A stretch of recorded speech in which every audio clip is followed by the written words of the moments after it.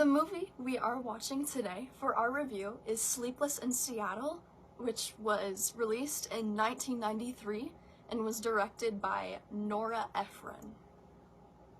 It is a romantic comedy and is adapted from the original movie An Affair to Remember. The summary is, after the death of his wife, Sam Baldwin, who is played by Tom Hanks, moves to Seattle with his son, Jonah Ross Malinger. When Jonah calls into a talk radio program to find a new wife for his father, Sam grudgingly gets on the line to discuss his feelings. Annie Reed, played by Meg Ryan, a reporter in Baltimore, hears Sam speak and falls for him, even though she is engaged. Unsure it will lead, she writes Sam a letter asking him to meet her at the Empire State Building on Valentine's Day. So my initial thoughts, based on just the summary going into this movie, is a little skeptical. Cause, like, how do you fall for someone just based off of their voice? But, I don't know. It definitely can't be love. I feel like that's a lot of heavy infatuation. So, we'll see. Definitely. My first thoughts are that it doesn't seem realistic enough, because that's weird. Yeah, that definitely wouldn't happen in real life. No, so many people are, like, bad people, and not to mention Annie's engaged. Yeah. So, like, yeah. What's gonna happen there? Yeah. Nobody likes a cheating trope. No, nobody. It's the worst one. Literally. So, we are basing it off of a few different categories, such as filmography, genre, popularity, storyline. And we'll also be going into a lot of the production and also the quality of the movie.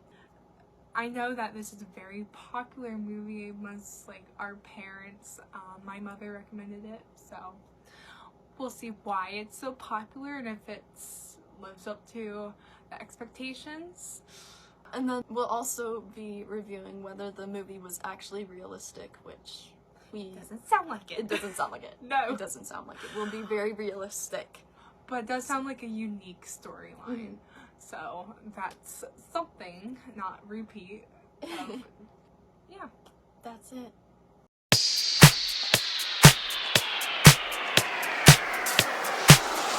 I was just taking her hand to help her out of a car. And I knew it. It was like magic.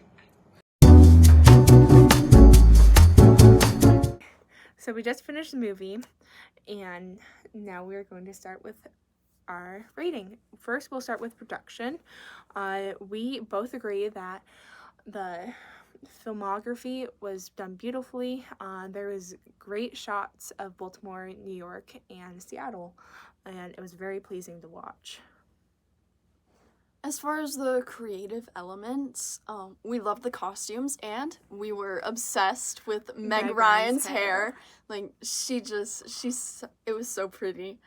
And we also felt like the characters were represented as normal people. The costumes weren't super outlandish, and they didn't feel as if they were from, like, some random movie characters. It felt like something that an actual real person would wear, which made it more relatable, I guess, because it's something I would wear nowadays too. Not as good as today's movies, but it was really good for being in the 90s. It was really well done, and it helped flow the movie together. There's scenes where the movie took place in Seattle and then Baltimore, and you never got confused where the setting was, and it really just felt like the movie was being unfolded as a story in front of the viewer. It's very unique. It's adapted from An Affair to Remember, so going in, I was scared it'd be a reboot, but it took individual elements from that movie and they addressed An Affair to Remember in the movie, and it made it its own. So there's no other movies like it. That's why I think it's so popular, is because it's just so well written and well done.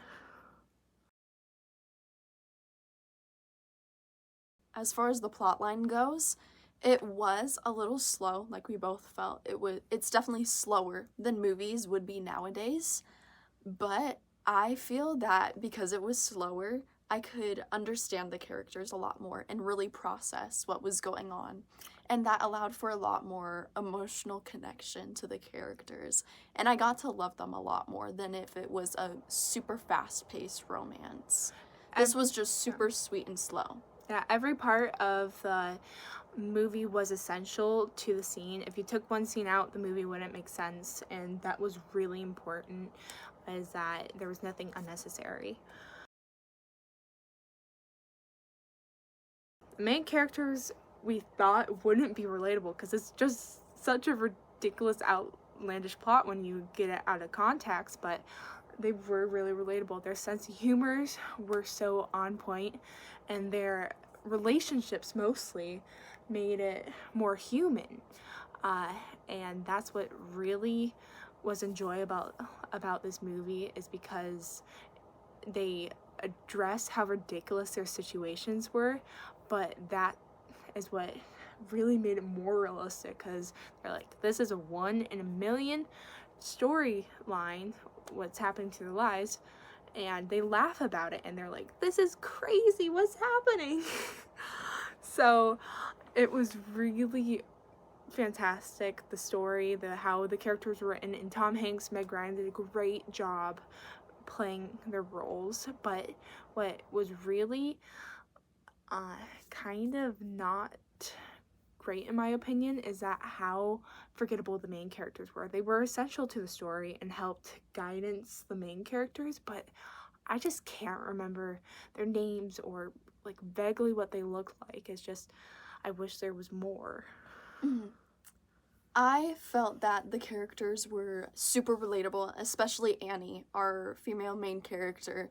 She's just such a lovable person, and she was really, really funny to watch, and that made her more relatable, because it's like, it wasn't done in a way and like, oh, she's just a different girl. She's not like other girls. No, like, it felt natural, like she was naturally funny. And you're like, wait, she's engaged, but she's very likable. I thought she wouldn't be likable and that she'd be a bit snob, but we love her.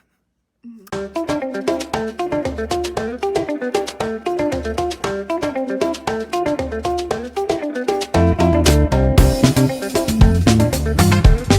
Very subtle.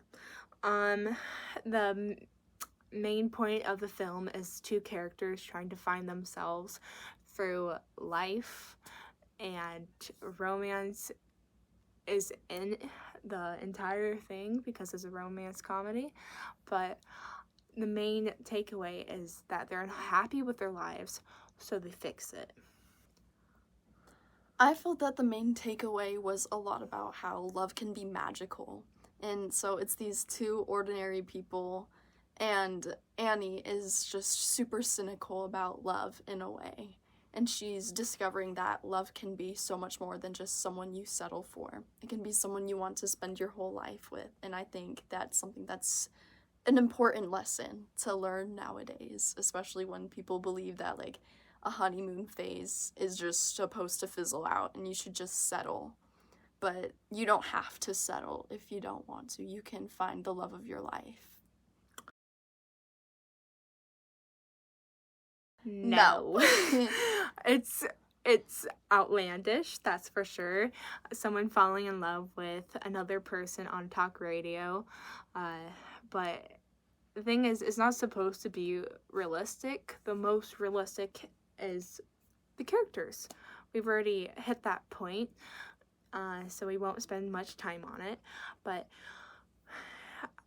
it's relatable because of the characters. I liked that this movie was unrealistic in the way, like, this story honestly, I don't think it could ever happen in real life. Like, it wouldn't happen.